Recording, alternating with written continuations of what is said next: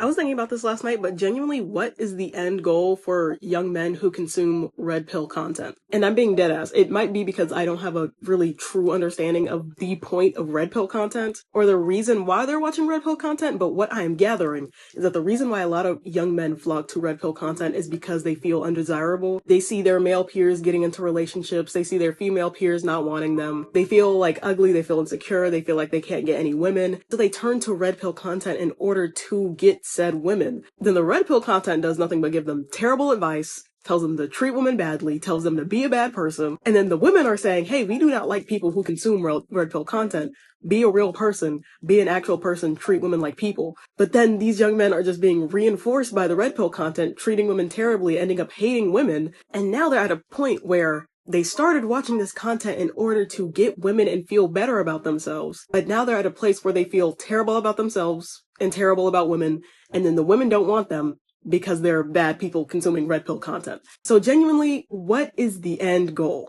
What's supposed to happen when you start consuming red pill? Wow, that was a lot to think about, and that's a lot to cover. But that's what we're going to cover in today's session, my friend. In my new studio, I have moved locations in Dubai, and I thought I would change it up. I decided I will turn the background a little darker color. Well, actually, a lot darker. But I wanted to grunge it up a bit, sort of make it a little bit more, less clinical. The white was just not, I wasn't feeling it. I just needed to get a little bit more darkness in there. But I'm working. It's a work in progress. We'll see ultimately how it ends. But by all means, gentlemen, let me know what you think. Hey, listen, like this video on the way in, we're going to be talking about becoming red pill as a man and how is it that we should manage being red pilled. And this came up because about three weeks ago, I had a gentleman who booked a call with me, and highly educated gentleman, and he's married to a highly educated woman, more educated than him. She's actually a doctor. He has a master's degree. But he said, I think I fell really hard into the whole red pill content. I was consuming everything. I was into Fresh and Fit. I really got deep into the red pill. And I've been married for 8 years. And what happened last week, I filed for divorce. And my wife was actually shocked that I had filed. And she begged me to reconsider. And I almost felt like I snapped back into reality. And she was really shocked. She said, I don't understand why you're doing this. I thought we were okay. I thought everything was fine. I don't understand what it is that I've done.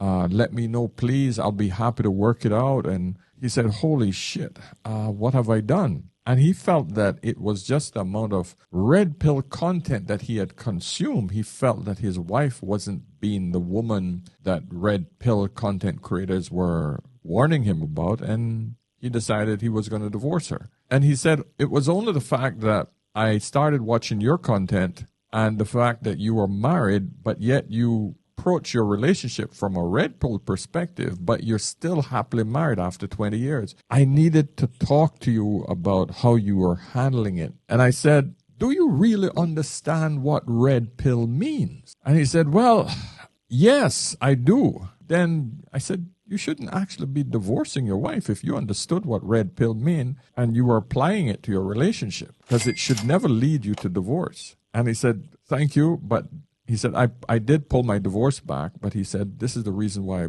booked this session with you. And we spoke for about an hour and a half, and we really hashed it out. And he said, man, thank you so much. So thank you so much. And listen, this isn't the first gentleman that have asked me, how can I be red pilled and also still be married? And listen, I can understand when a woman complains about a man becoming red pilled, because she then realized, oh shit, I can no longer take advantage of him. Like in the case of this young lady here. Where are all the women who lost their male partners to red pill content? Because I want to know what happened. Yeah, I'm right here. I lost one of the loves of my life. One of my best friends, had known him over 20 years since before we were born, to red pill content, and I want to talk about it today. I do think it's important to educate people and keep them aware of this. It was like a 5-10 year long process, so strap in. And I think one of the hardest parts wasn't accepting losing him, but having to accept that like this person, these ideologies were inside him the whole time. So his name was Jared. We grew up on streets near each other, and our families knew each other before we were born because we were all homeschooled. So obviously when we were little, I had a big old crush on him because he was the only boy my age I had ever spoken to, but he had no interest in me because he was a little kid. So for a lot of the middle years, he goes back into school. We don't talk. He's in the grade above me. But once we get into high school, we actually reconnect somehow, and I forget how, but I'm a total nerd in high school, and he is like a hockey jock. But he was always a really sweet kid. So for a while, I believed him when he swore his hockey friends must have stolen his phone in the locker room and sent this message to me on Snapchat that said, "Why don't you make yourself useful and send over a pic?" And when I was like, this is really random, like this doesn't seem like even your verbiage, what's going on, dude? They blocked me on everything on his phone. So we didn't talk for several years after that, and I found it a little bit weird that like, dude, we were talking every single day and you didn't even think to look me up and notice I wasn't even in your phone anymore. But anyways, he gets dumped by a girl who absolutely shatters his heart on college, and we actually reconnect because we match on Tinder. And at this point, he is emo, right? He has all the bracelets. He listens to heavy metal. He is very atheist. He has a lot of Satan stars and whatnot. He is the furthest point in the universe from the typical red pill boy. So when he's back in town, we actually go on some dates, and he gets really sick. So I bring him over some soup and like some cookies that my grandma, who I was living with at the time, homemade. And we have some really cute, like cuddling, watching TV, nothing else sort of dates. And it was just like old times. And then after that, he actually kind of rejects me by ghosting me a little bit. All right, this has nothing to do with red pill. At this point, she's describing a guy who really don't have much interest in her. He grew up with her sort of almost like a sister figure, but nothing happened. He obviously became more of the bad boy. She found that attractive. She kept pushing, trying to get close to him, and he just wasn't into her, period. So she was batting a little bit above her pay grade. Obviously, he could get other chicks. Otherwise, he would have jumped on her right away. So this has nothing to do with red pill. But I want her to continue the story. I know it's a bit of a long one, but I want her to continue the story because she obviously thinks something changed in him, even though he's not into her early in life. She's a nerdy kid. He's the rebel dude. But he wants to remain friends, and I'm fine with that because we were friends our whole life. And the more I get to know about him in that point, the more I realize it's probably for the best because he's in a lot of therapy at that point, which is very important because he has such bad anxiety and depression and things like that that he can't even leave his home to go out in public. And also, he's still obsessed with this girl who has blocked him on everything, and he won't tell me why. But one day he says he found her address and he wants to write her a letter because he thinks it'll be super duper romantic and win her back. He had this tendency to do that, right? Like romanticize all of his actions when from the outside, like this girl has blocked you on everything. She has told you not to contact her, and now you're tracking down her address. And I tried to explain to him that that's kind of terrifying behavior, but I don't think he listened to me. I do think he sent the letter, and I don't think anything ever came of it. But at this point, he decides he needs to completely change his life. I think his therapist suggested getting into working out, which is the beginning of the slippery slope. So again, he's still in college, living mostly in his parents' basement. He's spending thousands of dollars now on gym equipment and getting really into working out. And watching like male motivational videos, to which I believe around this time too, he decides that he doesn't need to go to therapy anymore. And I was like, no, you still can't really leave your home, dude, and you have a lot of issues. Like you definitely are not done with that. But again, he thinks that after like a short period of time, he's just completed therapy. And around this time, a couple of his friends ask how we reconnected too, because it's a question to ask.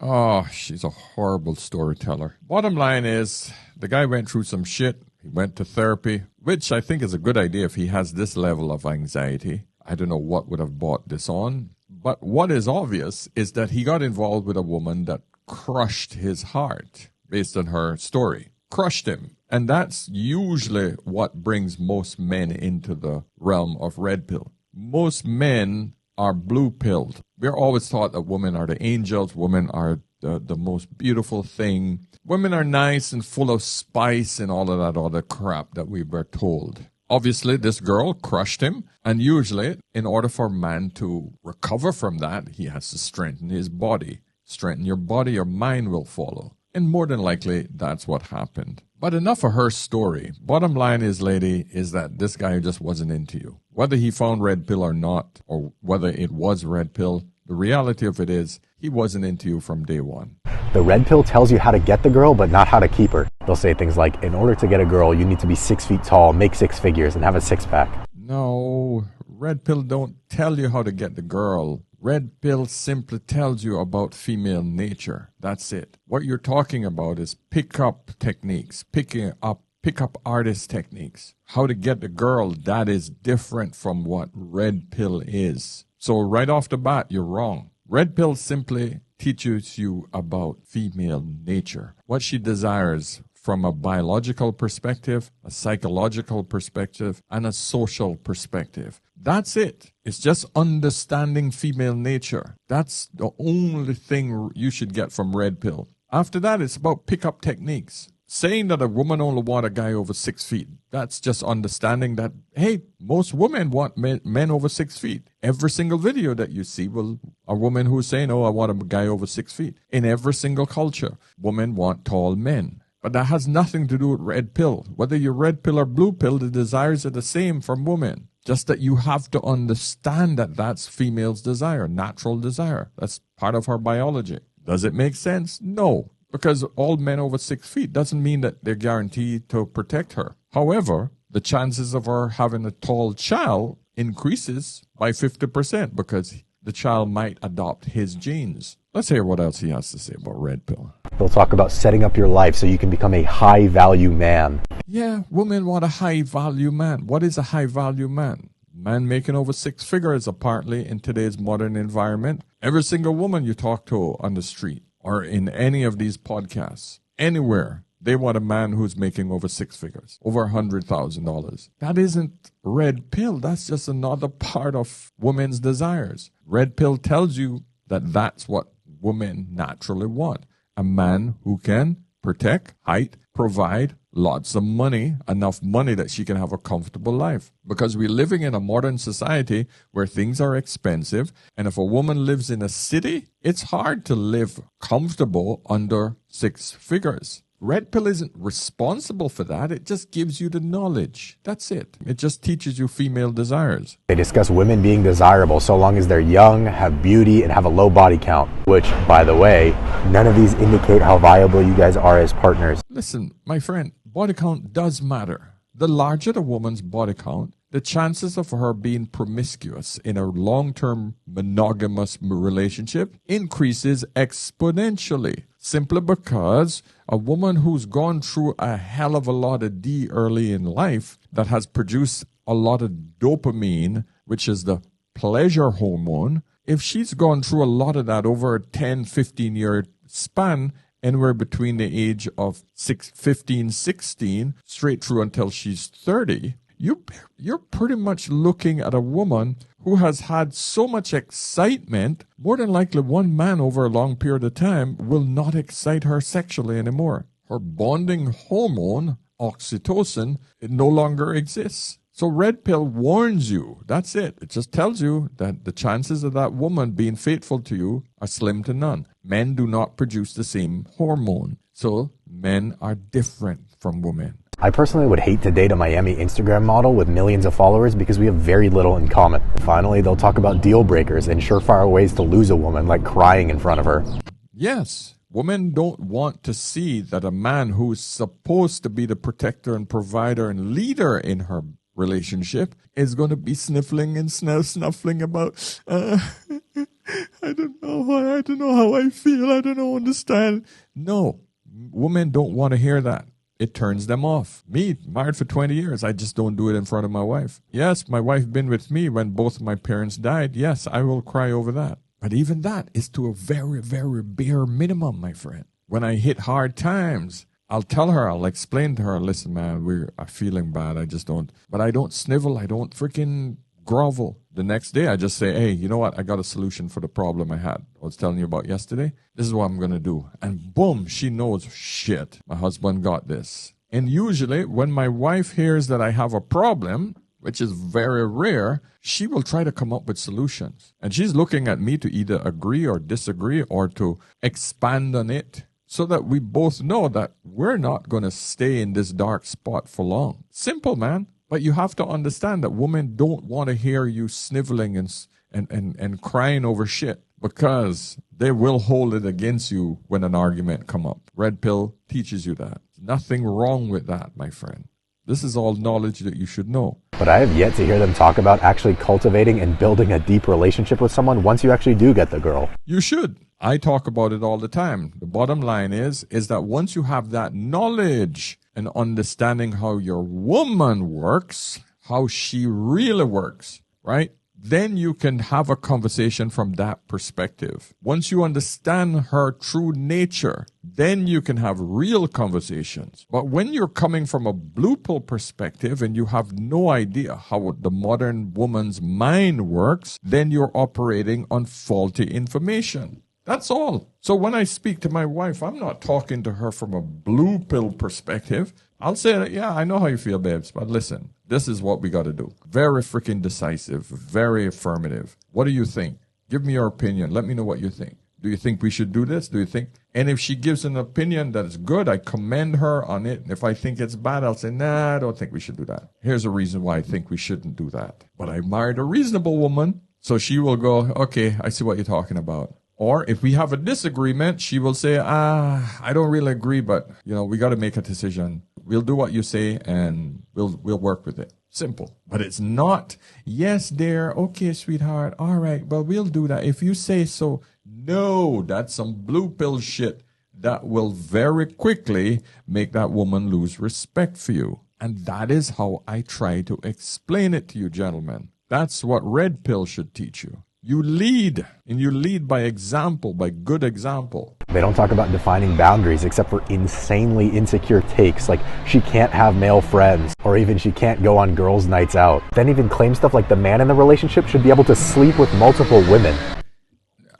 Jesus. All right, listen, let's deal with the whole she's not allowed to go on girls' trips. She shouldn't want to go on girls' trips. Why should she want to go on a girls' trip? She's not single. What happens on girls' trips? Every single woman will tell you on girls' trips, some sick shit happens on girls' trips, especially if those girls are single. My wife do not want to go on girls' trips with her single friends, not even her married friends. She has no desire to. But in today's modern society, women want to act single while being married. And they have made you men think that that's just insecurity if you don't want her to go on girls' trips. No, my brother. Trust me, I'm from the Caribbean. I'm from the island where the women, married or not, come to for girls' trips. I've been the guy ripping apart those cheeks way back in my day from married women and women who have men back home. So I know exactly what happens on girls' trips. You can stay in your blue pill mode and think, oh, it's all innocent and nice. Women go on girls' trips for one very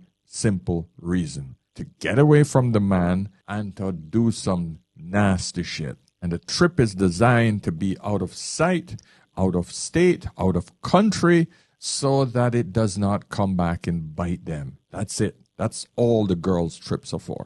Otherwise, they would gladly go down to the restaurant and hang out or in a pub and hang out and relax. Girls' trips are specifically designed for freaking women to get up to no good. So don't fool yourself. You're an idiot if you think that. But a good woman do not want to go on girls' trips. They don't talk about how to communicate effectively, especially when there's disagreements. Instead, they seem to believe that the man is always right, and even if you come to a compromise, that's somehow showing a sign of weakness. A compromise, my friend, has to be made by one or the other party. A man should be thinking rationally, and a woman knows that if she's being emotional and both of them cannot come to an agreement, she should follow her husband's lead, as he is the leader of the family. Not because he's paying the majority of the bills, he is the leader of the family. And any woman who disagrees with her position as a follower and trying to take the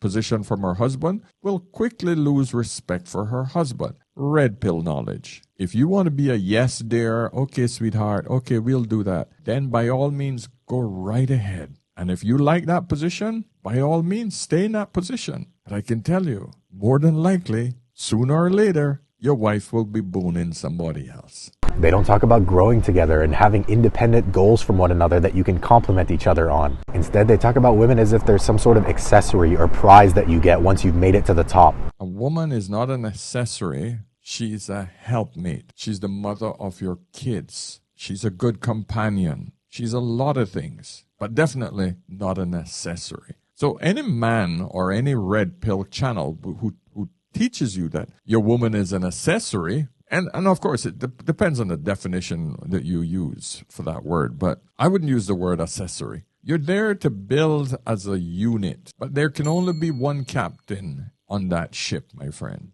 And the co-captain is the person that the man refers to for second opinions and for other ideas and opinions. But ultimately, when there's a disagreement, it has to come back to the captain. That's it. A woman looks for a captain. She don't look for a co-captain. Because when disagreements come, then that's where the big problem comes in. Nobody wants to default to the other person. That's when you have disharmony and chaos. You should want to be in a relationship with someone who's your equal, someone who you share values with. You're on the same team. You need to get rid of this idea that it's a zero-sum game and somehow if women are winning, men are losing and vice versa. Look at these influencers who you look up to and ask yourself how many of them are in relationships that you're actually envious of.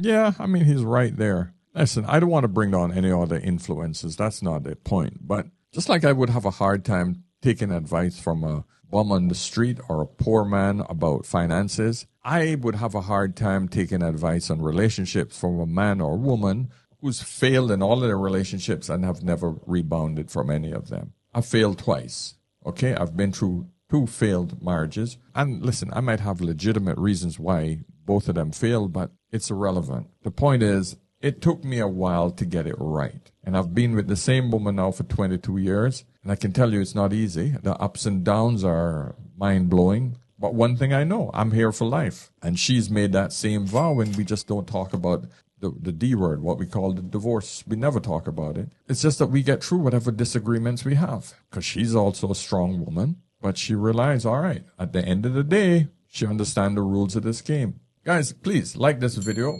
Book a session if you need help with your relationship or making money or anything like that. I'm here for you, my friend. I'm here to mentor you with your YouTube channel. The older man is here. All right. The Red Pill Movement basically revolves around understanding what they consider to be the true nature of gender dynamics and using this knowledge to navigate the world and specifically relationships with women more effectively. You can already see that some of the things that are going to come up in any system that claims that men are like this, women are like this, and the world works like this is going to have some problems. I can tell you this definitively. You will be happier and more satisfied in life if you treat women as equals, deserving of respect and dignity. Yeah. Listen, we've misused this whole word equals, right? This idea that we have to treat women like equals, I think is a misconception.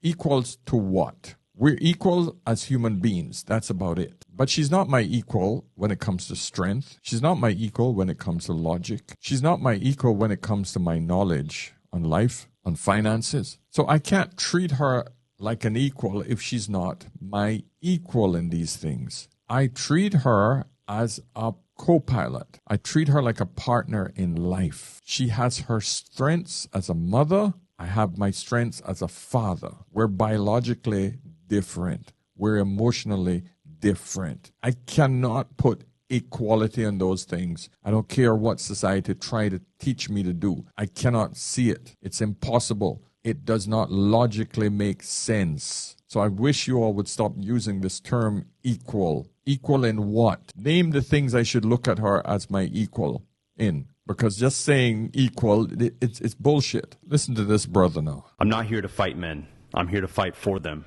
Because the red pill is presented as medicine, but it's actually a poison, and peer-reviewed research proves it. Red pill and manosphere content preys on angry, rejected men and turns their pain into blame. It tells them women are the enemy, that dating is a war, and they're losing. Oh, like I said before, men only become red pill after being ripped apart in the court system and in the gynocentric society that has been propagated by simp men and governments. It's a simple equation. Women want men to operate traditionally, but women have rejected traditional views and matters that would make the social contract viable. They have told women they could be like men. They could get whatever they want. They can take advantage of men in divorces. They can sleep with as many men as they want. They can come in and take advantage of a man's kindness and his natural proclivity to give her, to help her, to serve her. Women have taken advantage of that with the foodie dates. They still are tricking men at a much larger degree. They have rejected average men. They only want to sleep with the top men. There is so much that has occurred in modern society where women have changed, but the men are expected to still hold on to traditional roles, protect, provide, and to give the woman whatever she needs. So these simpy men who are claiming that they're helping men, they're disingenuous. They're not thinking it through. They're not thinking about what women have done to men in order for the men to think this way. Like I said, men don't become red pill until they have been ripped apart. That feminism ruined everything. The very people they want to date become their adversaries. And it's easier to buy into that story than to look inward. But the science is clear. They're not adversaries. Men want a good woman. But feminism have told women that they have to take from men. You don't have to respect men anymore. So what does a man have to do? He has to just roll over, bend over, just take it. That's what you're asking men to do. Men are no longer operating in a system that fits or suits his needs. It does not cater to men, my friend. Studies consistently show that red pill communities promote hostile sexism, dehumanize women, and radicalize male pain into misogyny. And to top it off, it's not helping them date either. No, it does not convert to misogyny. Men's eyes are open. And what happens is because men are no longer catering to women's feelings and their desires, women label that as misogyny. I'm not getting what I want, therefore that man is misogynistic. I'm not getting what I want. He's no longer telling me how sweet and cute and beautiful I am. He's no longer bending over to my will. He's misogynist. Brother, don't fall for this shit. Men who endorse red pill beliefs report higher levels of loneliness, romantic dissatisfaction, and psychological distress. But the consequences are real and deadly. Just a short drive from this studio, Elliot Roger murdered 6 people at UC Santa Barbara with a manifesto filled with hatred for women. And he became a martyr for red pill communities, a symbol of what happens when male pain festers into violence. Yeah, men have been killing over women from the beginning of time. What makes you think this is something different? You think this just happened because Red Pill told him that he should hate women? No, men have been killing women from centuries ago when things go wrong. When a man loses his wife or woman, he will kill another man over it. Are you blaming Red Pill for what happened centuries ago? No, there was no such thing as Red Pill. Let me put another word to it. Jealous, rage. There has always been men who were not able to control their temper and their jealousy, and they have lashed out. That has nothing to do with Red Pill. For all the lectures about female nature and alpha dominance, red pill men aren't forming real relationships. They're staying single, bitter, and stuck. The more they consume this content, the worse their life gets. Not because women changed, but because they did. In the end, it leaves them lonely, angry, and blaming everyone but the ideology that failed them. Men never change. Women change. Feminism changed women into the more combative, the more selfish, the more narcissistic, the more entitled of the two sexes. Listen, man, there was a social contract between males and females. Men didn't break it.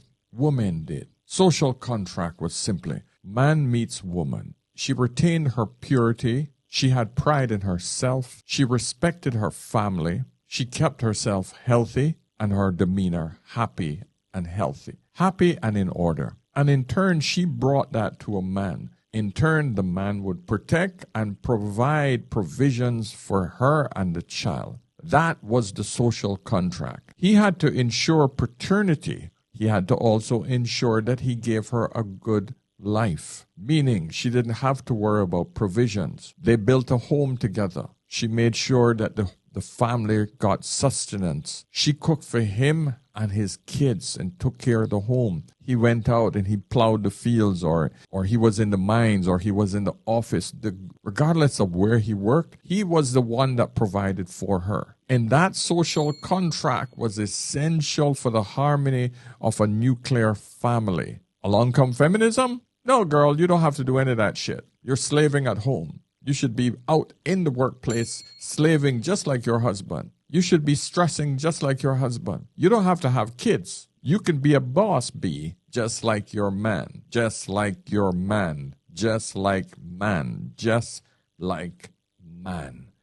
Be like man and you will be more attractive. The big freaking lie. It wasn't men that changed, brother. Get it right. It was women. The entire contract was thrown out by women. Now every woman's screaming to try to get back to some of those old traditional views where she could be at home with her kids. But no, all of that shit is outsourced now. Childcare is a big thing. She's not a boss bee. She's sitting in a cubicle. She's freaking bored, frustrated, having to deal with a boss, commuting back and forth every day, burning through money. She's not happy. They're all on, a lot of them are on psych meds. That wasn't men that did that, my friend. Feminism did that. And Red Pill just simply say, listen, you want to understand female nature now that she has her own way? This is it. That's it. Tell me I'm wrong. All right, guys, I'm going to end it there. Listen, gentlemen, understand that Red Pill knowledge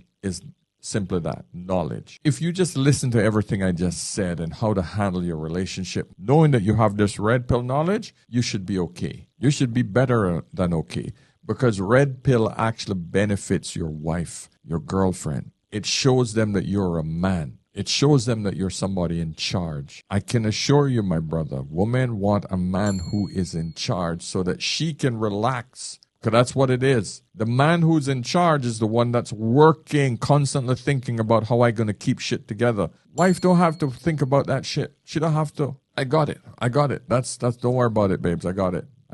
That's Red Pill. Which woman don't want that? You think women want to stress out about these things? No, they don't. Every single time you see a woman complaining about a relationship, oh, he wouldn't do this or he can't do this. He always putting it off on me, asking me to do this. And I just feel like I'm just doing everything. Not with a man who's in charge, who has Red Pill knowledge. Nope. She don't have to stress about nothing. No bills, no nothing. Subscribe, my friends. Book a session. Pick up one of my digital products, look in the description, and go out there and make some content. Or the 8,500 digital products that you can buy, create your own, and repurpose, all done in the free version of Canva. All right? So, my friends, until tomorrow, remember, whenever in doubt, always ask an older man.